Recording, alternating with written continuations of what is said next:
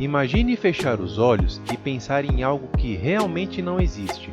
Sem forma, sem cor, sem sensação. Difícil, né? O nada é um conceito intrigante, mas também paradoxal. Falar sobre o nada implica trazer à mente algo, mesmo que esse algo seja a ausência de tudo.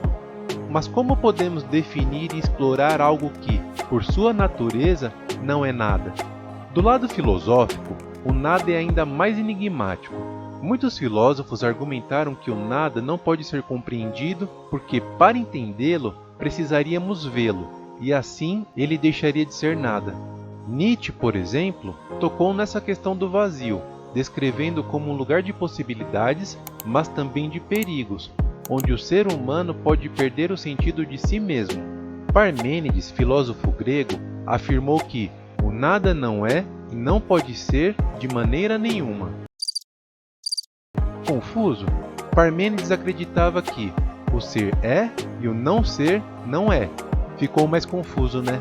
Para Parmênides, o nada não é, ou seja, aquilo que existe tem ser, isto é, aquilo que existe é alguma coisa, aquilo que não existe não tem ser, ou seja, não é algo, por isso não é. O ser é e o não ser não é. Se eu não consigo ter uma ideia do que a coisa é, não posso pensá-la, e o que não pode ser pensado não é ser.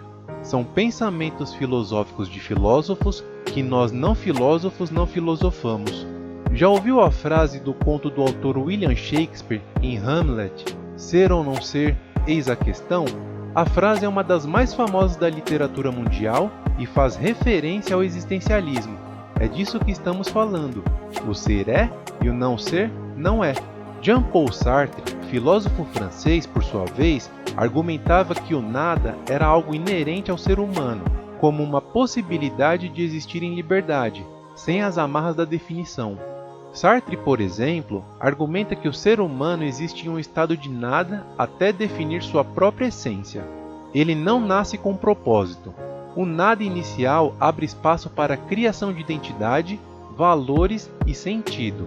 É como se o vazio inicial fosse uma tela em branco onde pintamos nossa própria existência.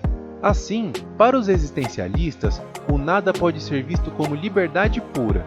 Se o ser humano é, de início, nada, ele é livre para se definir. Ao mesmo tempo, isso traz angústia, pois a responsabilidade de criar significado e propósito é inteiramente nossa. Em vez de ser uma ausência pura, o nada se torna um espaço onde tudo pode acontecer.